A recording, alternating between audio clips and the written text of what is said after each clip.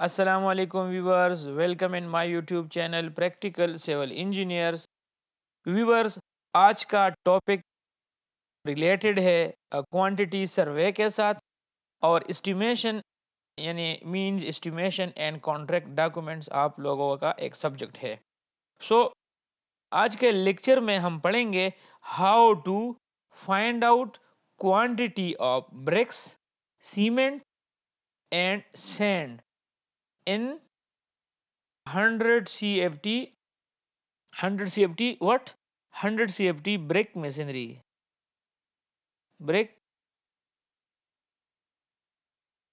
brick masonry work. So आप लोगों को अगर मैं बता दूं कि ब्रिक मेसनरी किस चीज़ को कहते हैं, तो ब्रिक मेसनरी में वो चुनाई कहलाती है जिसमें हम ईंटों का इस्तेमाल करते हैं।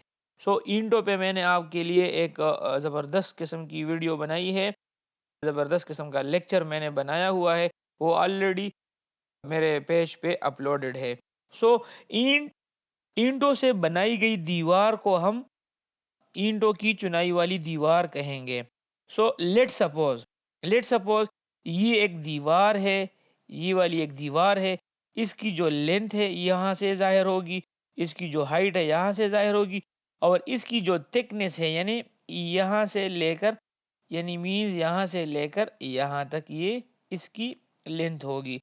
मिसाल के तौर पर इसकी डायमेंशन यानी लेंथ कितनी होगी, LENG लेंथ एल होगी 13.33 होगी। ठीक है जी, वो क्या इसमें होगी, फीट में होगी। यहाँ पर जो मैं 100 CFT की बात कर रहा हूँ, तो ये कौन सा सिस्टम है, FPS सिस्टम के तहत हम ये क्वांटिटीज मालूम करेंगे। FPS सिस्टम अगर मैं आपको एक्सप्लेन कर दूं तो फीट फोन सेकेंड, ये सिस्टम के तहत हम यानी जिस कैलकुलेशन में यानी जिस चीज़ के डायमेंशन आपके पास फीट में हो, अगर कोई वज़न हो तो वो आपके पास पाउंड्स में होगा यानी LBs में होगा, और आपका जो टाइम कैलकुलेशन है वो आपका सेकेंड्स में कैलकुलेट होगा। सो लेंथ फॉर एग्जांपल इस दीवार की लेंथ कितनी है, 13.33 फीट। ठीक है जी, और इसकी हाइट कितनी है, हाइट में अगर आपको लिख लूँ तो मिसाल के तौर पर इसकी हाइट होगी 10 फीट, 10 फीट। और इसकी थिकनेस कितनी होगी, थिकनेस मिसाल के तौर पर अगर मैं आपको कहूँ कि ये एक ईंट की दीवार है तो इसकी थिकनेस 0.75 फीट होगी, मींस 9 इंच की दीवार की अगर वो आप फीट में कन्वर्ट करेंगे तो उसकी 0.75 फीट उसकी थिकनेस आएगी। सो अपना लेक्चर शुरू करने से पहले मैं आपको आज के लेक्चर के जो मुख्तलिफ किस्म के स्टेप्स है वो मैं आपको बताऊंगा। सो सबसे पहले आपके पास अगर 100 क्यूबिक फीट की चुनाई है तो सबसे पहले तो मैं आपको बता दूं कि आपका step number one step number one आपका क्या होगा, स्टेप नंबर वन आपका होगा कि क्वांटिटी यानी मींस नंबर ऑफ ब्रिक्स आप मालूम करेंगे, क्वांटिटी ऑफ ब्रिक्स या नंबर ऑफ ब्रिक्स। सो वो हम किस तरह मालूम करेंगे, as you people know that that that 100 CFT have 1350 number of bricks. So ये आपको मालूम होना चाहिए कि 100 क्यूबिक फीट में हमारे पास 1350 नंबर ऑफ ईंटें हम यूज होती है। सो स्टेप नंबर वन तो आपका क्लियर होगा कि इसमें नंबर ऑफ ब्रिक्स कितने होंगे, number of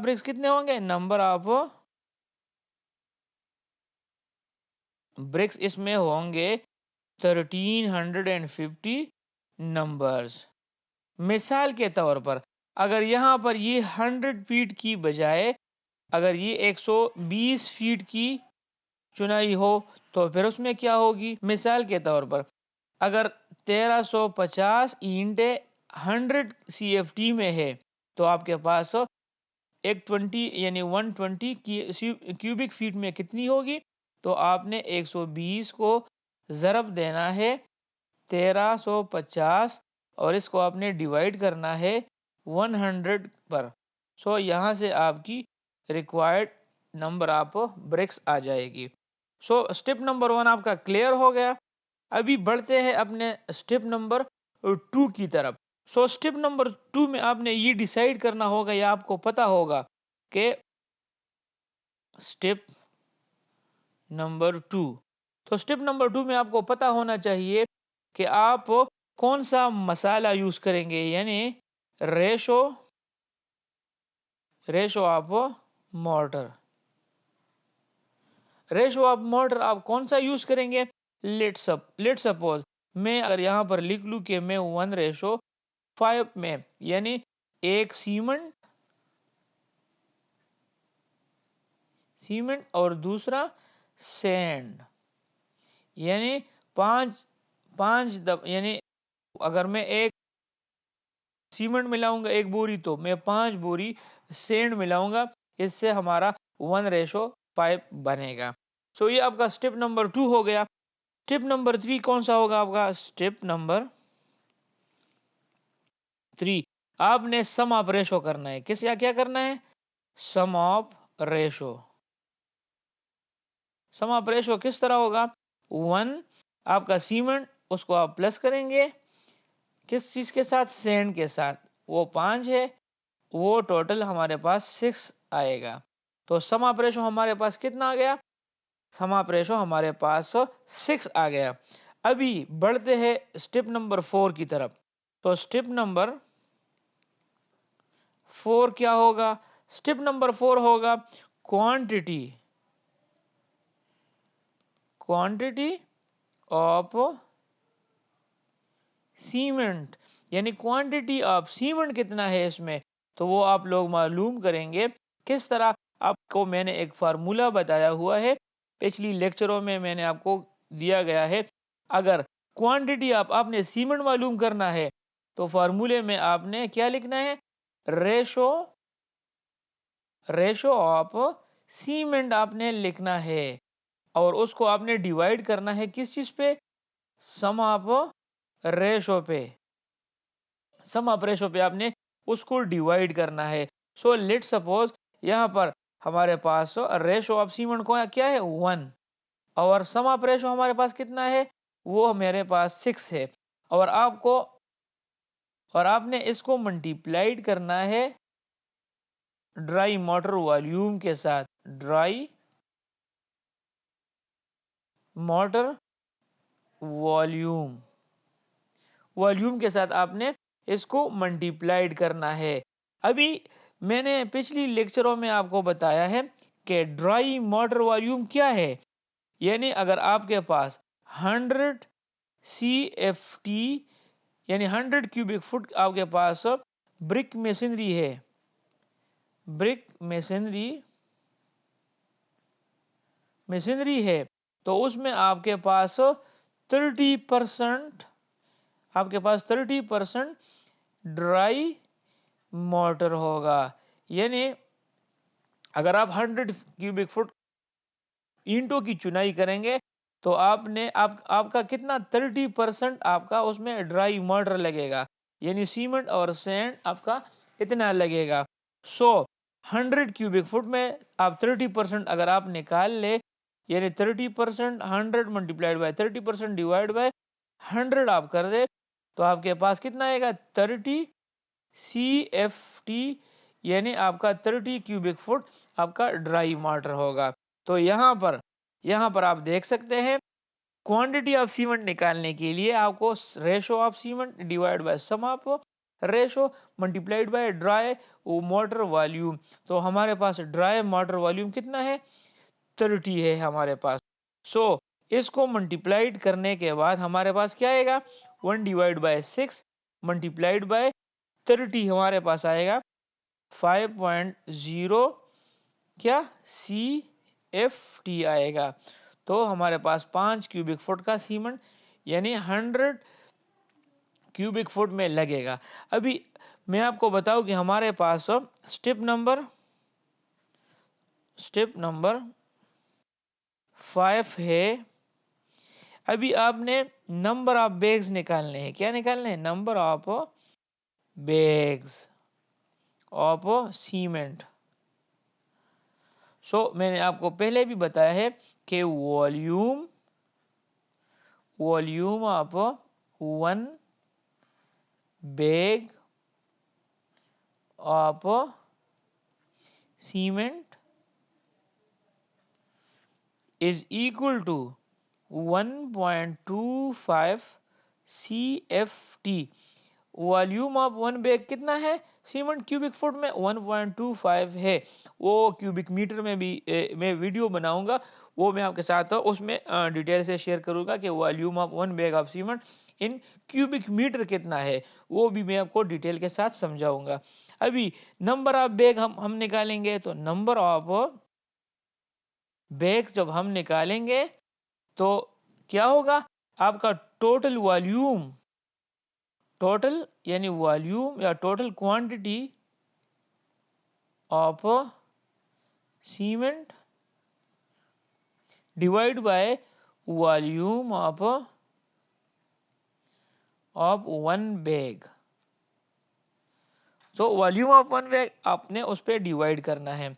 so let suppose यहाँ पर अगर मैं आपको बता दूं कि टोटल क्वांटिटी ऑफ सीमेंट कितनी है आपकी 5.0 CFT, आपकी टोटल क्वांटिटी 100 क्यूबिक फुट में यूज हो रही है, और वॉल्यूम ऑफ 1 बैग कितना है? वो 1.25 है। तो इस पे आप डिवाइड कर ले तो इससे आपका कितना आएगा? 4 नंबर ऑफ बैग्स, यानी मीन्स 4 बैग्स आपके सीमेंट के यूज होंगे। किस चीज में? 100 क्यूबिक फुट ब्रिक मेसनरी में आपके यूज होंगे। स्टेप नंबर 6 क्या होगा आपका? वो आपकी क्वांटिटी ऑफ सैंड, यानी क्वांटिटी ऑफ सैंड आपका कितना लग रहा है। तो उसका मैंने आपको बताया है, उसका भी सेम फॉर्मूला है। रेशो ऑफ सैंड आप लिख ले डिवाइड बाय सम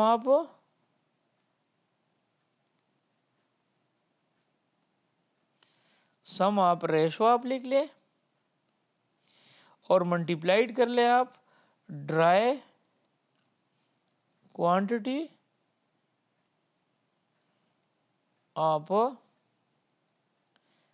मोर्टर के साथ। सो यहां से आपका आएगा, आपका रेशो ऑफ सैंड कितना है? 5 divide by total sum of ratio कितना है? 6, और मल्टीप्लाइड बाय ड्राई क्वांटिटी आपकी कितनी है? 30। सो आपका इससे आंसर आएगा 25 CFT आपका सैंड इसमें लगेगा। अगर आपने इस सैंड को सैकड़ा में तकसीम करना है, किस चीज में? सैकड़ा में तकसीम करना है, तो आप सैकड़ा में निकालना है, तो आपने इन क्यूबिक फुट को आपने 100 पे डिवाइड करना है, क्योंकि 1